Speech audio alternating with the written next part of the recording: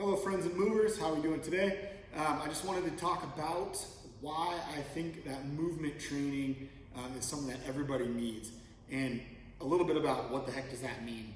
You got to kind of put a name on this stuff, and describing it with just a name doesn't always do the trick. So we'll kind of break it down and look at what the heck that means. So I've got kind of a list of different levels of fitness, I guess you could say, and kind of my interpretation of each level. So if you look at the very bottom, we have sedentary. That's obviously not a good choice for your health. So we've got that kind of below the line of good health, okay, or moderate health. And that can be a lot of different things too. We won't dive too far into that, but we've got sedentary at the bottom.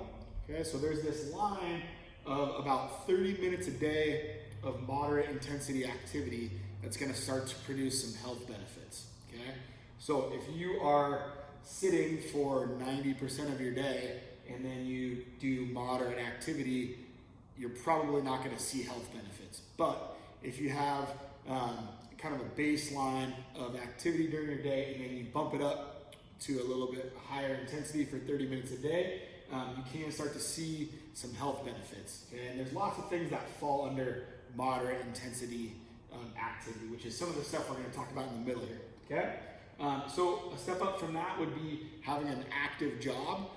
That's going to give you some health benefits. So like if you're doing deliveries where you get in and out of trucks, you're delivering materials, okay, you're stocking shelves, or you're moving things at your place of work, or if your job requires a lot of walking, okay, then you're probably going to get some health benefits from that because you're moving your body, you're using your muscles, you're burning calories, you're on the go. Okay. Next step up from that, and this can kind of, again, these can shuffle around here in this middle piece. See this bracket here? These pieces can kind of shuffle. Okay, and then we've got the avid walker. So getting 10,000 steps a day, anything above that, you're starting to look pretty good in terms of health benefits, cardiovascularly as well as tissues. Okay, so walking that much per day is great. But we're talking 10,000 steps every single day, not Monday through Friday, not 4 or 5 days a week. We're talking Saturdays and Sundays all the way through the week, 10,000 plus every day. You'll start to see some good benefits there. Okay, next we can throw in some active hobbies, like if you play any kind of recreational sports, if you're doing outdoor activities like hiking, biking, climbing, those kind of things.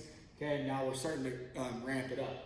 Especially if you have an active job, you're hitting your 10,000 steps, and you have active hobbies, then we're looking pretty good in terms of health benefits, okay? Now, here's the problem.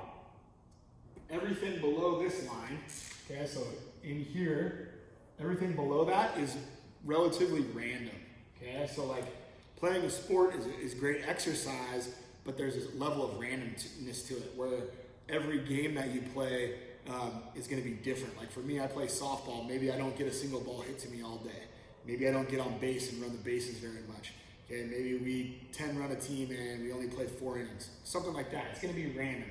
My movements are going to be random. Where I move on the field is going to be random. So everything below that line is pretty random. Your job is going to be different every day. Okay, or it might be super, super repetitive and not get enough variety. Okay, so those things have no real intent to solve a specific problem. Okay, so other than maybe weight loss or heart health, things like that, but movement problems are not getting solved. Okay, like if you have nagging pains, joint problems, if you have imbalances in your tissues, things like that aren't going to get solved by this because you're not intentionally doing things on purpose to solve those problems. So once we get up into where we're going to start a fitness program where we're doing lifting or cardio or body weight stuff, now we're getting to a more specific level of trying to focus on specific issues and solve those problems. Okay. The problem with a lot of fitness programs is their intent to solve a problem isn't a super valuable problem in comparison to movement training. So what I mean by that is, losing weight, okay, cardio, fitness, and like certain strength things are valuable, okay, they're far more valuable than the rest of this list, okay? But they can cause more problems. So if you're not intent on solving a human function movement problem, okay, then that lifting program might actually make things worse. If you have back pain, okay, you need to address that very specifically, and that's where movement training is going to take over and start to look at our most important human functions. So our walking mechanics, okay, our ability to run, okay, those kind of things. When we start to get into those issues, posture, okay, and body alignment, and those kind of things, now we're solving very specific problems, and we're enhancing the most important human functions. That's when you're starting to address those problems. Usually pain, energy level, and those kind of things get solved at that very, very high specific movement training level. So that's where we start to look at, things like your posture and your movement patterns and address those specifically, okay? So that doesn't mean that an active job is bad. It doesn't mean that being an avid walker or hobbies or a fitness program is bad. It just means there's another level of specificity that we can get to that will actually increase the results that you get. And that's where, instead of just the cookie cutter program that you might get that's intended for everyone, okay, that's a great start. That's a good way to kind of push yourself into a higher level of health and fitness, okay?